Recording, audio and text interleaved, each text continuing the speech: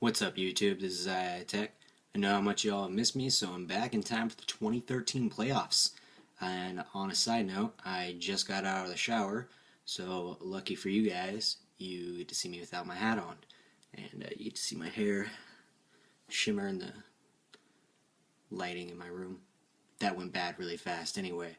So I'm going to be doing every single game for the 2013 playoffs, which assuming I don't kill myself first, because that's 4 videos this week and next week, which couldn't come at a worse time because I'm in the last 2 weeks of my term in college. And speaking at coming at a bad time, the Texans have looked really, really bad in December, losing 3 of their last 4, while the Bengals have won 7 of their last 8. So you got 2 teams going in opposite directions here. This is a rematch from last year's playoff game, and the Texans spanked the Bengals, just ran a train after halftime. The final score wound up being 31-10, but it really wasn't even close after halftime. And another big thing to note is that this year you got Matt Schaub coming out of the locker room and not TJ Yates. The first thing I want to point out is a key matchup you have for the game is going to be A.J. Green versus Jonathan Joseph. You have easily a top 5 receiver against easily a top 5 corner. And I want to point this out there. Look, A.J. Green is phenomenal. He's gone up against some good corners this year, and it doesn't even matter. He scores touchdowns and gets his yards week in and week out. Besides Megatron, he is clearly the most productive receiver in the NFL. And I don't expect Jonathan Joseph to slow him down much at all. Actually, I expect him to have a pretty good day. And Andre Johnson for Houston, obviously, he's probably going to be productive. I wouldn't say at A.J. Green's caliber, but he'll get his yards too. He's proven. He's legit. That's all you need to know. You guys already know. Andre Johnson's an animal. Both of these teams have good tight ends in Jermaine Gresham for Cincinnati and Owen Daniels for the Texans. Wouldn't necessarily say Daniels is a better tight end, even though he's having a better year. But I think Daniels he gets the ball more at least. He's going to create a lot of mismatch problems with the Bengals, assuming they don't have to keep him in and block, because Texans' offensive line has been nothing less than overrated, I guess. And it's really, really been exposed lately too.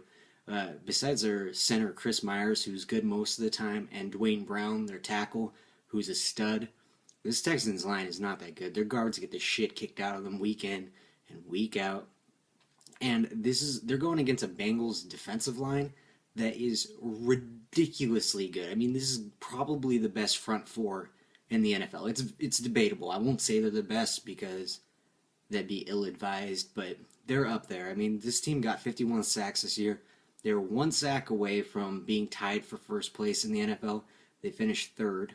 And this Bengals D-line, it's anchored by Geno Atkins, who's a stud. And this whole team, their whole defense is just incredibly underrated. Last week, they put in an undrafted free agent at linebacker. He's actually been in for more than a week. But his name was...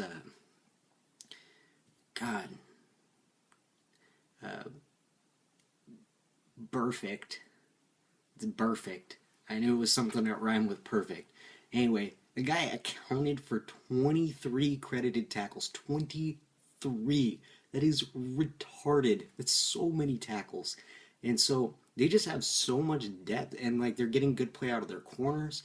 They're obviously getting good play out of their pass rush. I mean, they're not incredible in other areas on defense, but they're solid. I mean, this team's only allowing 12 points a game in the back half of their season, and it's ridiculous. They've only allowed 7 touchdowns in the last 8 games. To put that into perspective, the Texans allowed 6 touchdowns to the Packers and 6 touchdowns to the Patriots, and in 2 of their losses.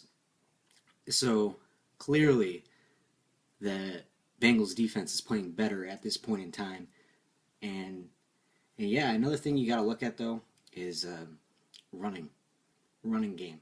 This is a passing league, clearly, but week in and week out, Arian Foster, what a monster. I expect him to have a good game. I'm not saying he's going to put up the 150 yards he did last year, but he'll have a good game. But I want to talk about Ben Jarvis Green-Ellis, or the law firm, I suppose. He is a lot better than people give him credit for.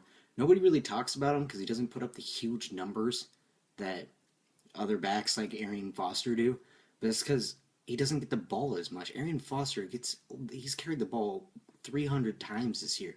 Ben Jarvis Green-Ellis only like 230. But the guy's averaging almost as many yards a carry as Arian Foster is. He's like 3.97, I believe, is his yards per carry, which is pretty good. That's actually a lot better it's better than the average back.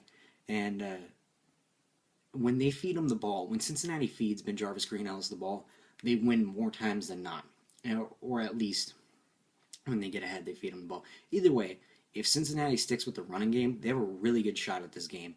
And Matt Schaub, he's scored 1 touchdown in the last 4 games, and while he's thrown 3 interceptions.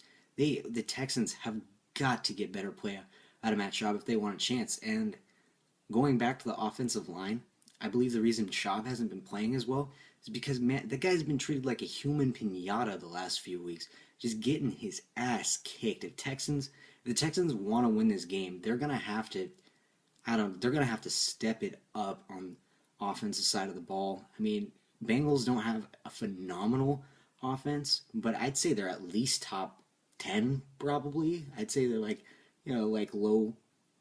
They're in the upper half of the league. They score enough points to win games, and their defense plays outstanding. But picking the Texans at this point in the season would be suicide. I have to go with the Bengals. They're heating up at the right time, and the Texans are falling apart at the wrong time, to be blunt. And Texans defense. One other thing, since Cushing got injured, it became so obvious to me how much that player meant to that team. Their linebacker, Brian Cushing, when he got injured, that whole team just started playing soft.